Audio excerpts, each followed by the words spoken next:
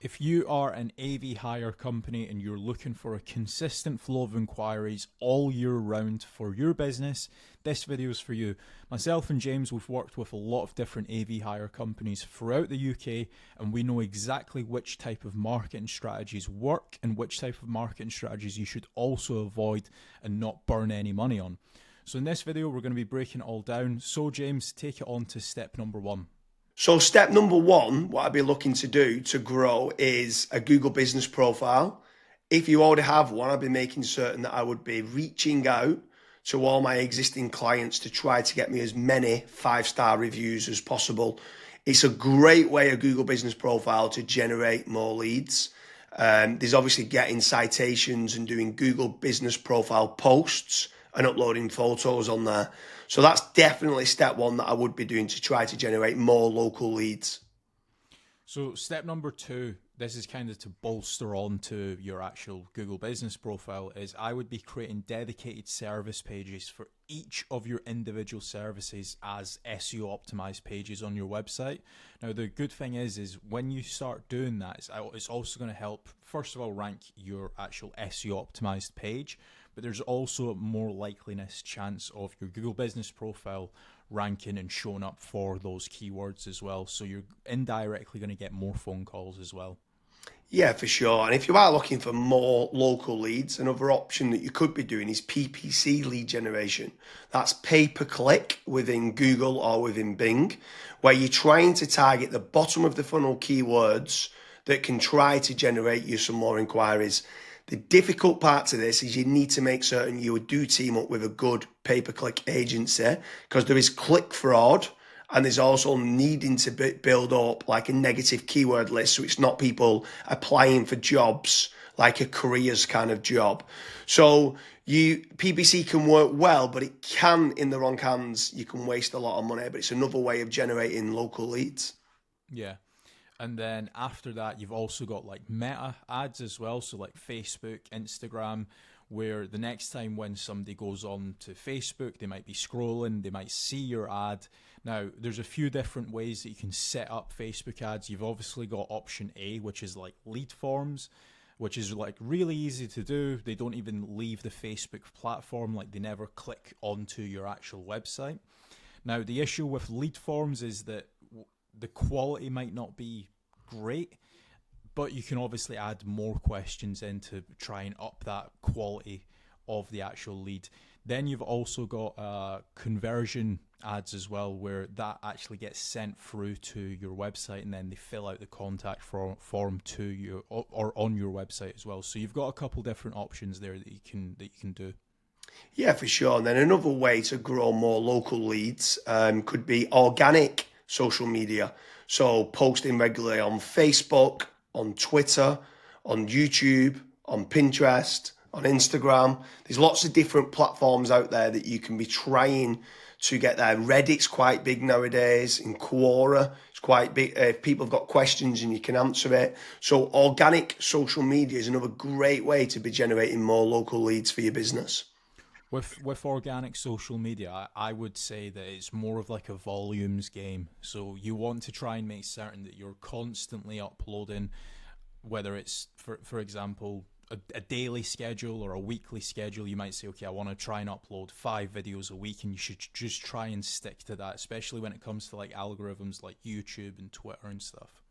Yeah, for sure. I mean, what's your thoughts on using any sort of AI agents, if they can try to team up with someone to use like N8N to kind of automate and schedule posts on social media? Like, what's your thoughts on that? Of using trying to leverage artificial intelligence? It's all the rage nowadays for trying to generate more leads. Would you try to team up with like an AI consultant to set that up? Yeah, so I mean, you can definitely go down that route where you're setting up AI agents to potentially crop up some videos and auto-publish to YouTube, Facebook, Twitter and stuff. But another thing that I would also be focusing on is AI search. So a lot of people have started to kind of move away from Google. Not everyone, because there's billions of people still using it every single day, but there are slowly people starting to search in engines such as like ChatGPT, Gemini, Claude, Grok. And if your brand isn't actually showing up in any of those, you will have a little bit of an issue showing up and get generating leads on those search engines as well. So that's another thing that I would be focusing on as a company. Yeah, and also if you're looking for more business leads in the local area, something else that I would definitely be looking to do is team up with some of the tradespeople websites. So you've got certain ones like Checker Trade, you've got Bark, you've got Builder Builder, you've got Trust the Trader, you've got Rated People. All these different platforms can generate you more local leads. What I would say is making certain you're tracking your KPIs to see what return on investment that you're getting. You should be tracking not only the cost per lead, but the cost per acquisition and how much is that getting you on a return on investment. But tradespeople websites like those platforms can work very well. I would say make certain you check out the links in the description because we do quite a lot of different videos in comparing Checker Trade with Fatrank or Bark with Fatrank, Rated People with Fatrank, Builder Builder with Fatrank. So now, obviously, I've mentioned there Fatrank a few times, Kasra. Like, what's your thoughts on lead generation companies as opposed to tradespeople companies? Yeah, so with lead generation companies, I would almost say that every single lead generation company, you want to try and do your due diligence. So make certain that if you are in a specific niche, that lead generation company has actually generated leads in that industry before. I would also maybe even have like a strategy call with them and say like, okay, this is my budget, this is how many leads I ideally want, etc. To make certain that if your actual KPIs do align with that lead generation company, you also want to make certain that what type of leads are they? Are they exclusive leads? Are the leads only going through to yourself? Or are they, for example, shared leads, which that's what a lot of other lead generation tools and lead generation companies do. Like, for example, Bark and Check a Trade and stuff. Whenever myself and James have spoke to company owners that have used those services, that's one of their biggest pain points where they say, yeah, it's a shared lead and it's kind of a rat race down to the bottom of who's the cheapest, basically. So that's a couple things that I would be asking lead generation companies before partnering up with them.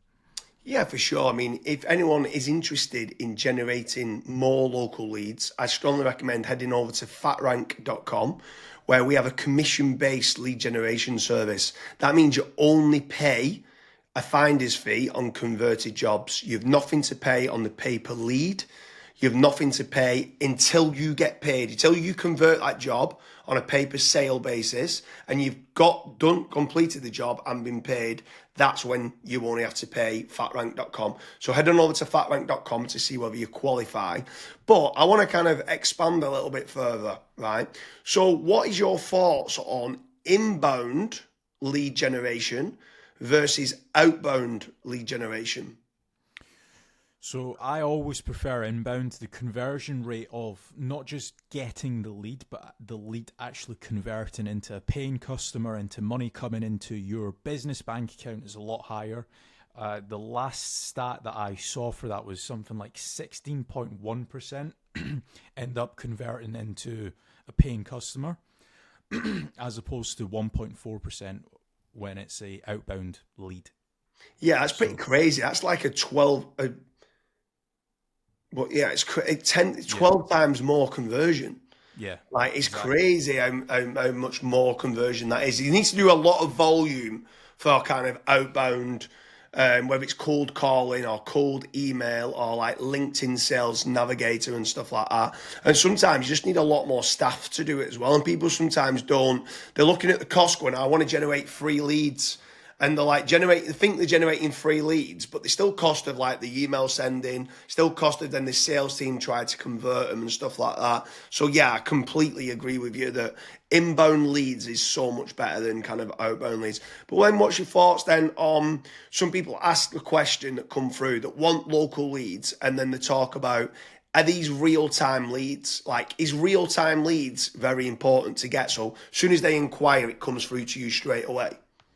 Yeah, it's very important. I think the last stat that obviously we this was internally that we saw was if you are able to get a real time lead, it converts 60% higher than was it 60 or 65%? 60, It was I think like 63% higher. And right. when we got the KPIs down, it was like trying to respond in under a minute, and it was like, what? We used to think Yeah. 5 minutes was good, and then when people respond in under a minute, so inquiry comes in, can you either ring them or email them back saying thanks a lot for the inquiry and then getting more information? Yeah, it was Yeah, so pretty. I mean, I'm not saying that every company needs to respond in under a minute. There are certain things that we obviously look at Fatrank when we're looking to partner up with businesses. That's one of the things that a lot of businesses they kind of fall short on, where they might be away for 5 days on holiday and they don't have somebody to pick up the leads, and we're still providing the leads. So there's all these little different nuances that we look at when we are partnering up with companies. But the best thing that I would recommend to anyone that's looking to scale their business, that's looking to get a consistent flow of and high quality leads, is just fill out the form at Fatrank. The team will tell you if you're the right fit or if you're not, and we'll also tell you and give you feedback why you're not the right fit and what you should do as your next steps. So I hope you like the different strategies there that we've been through for lead generation for an AV hire company. So with regards to an audio visual hire company, there's lots of different types of leads, from staging and lighting and surround sound that could be used at conferences, could be corporate events. So make sure you're heading over to fatrank.com if you are serious about trying to generate more AV hire leads.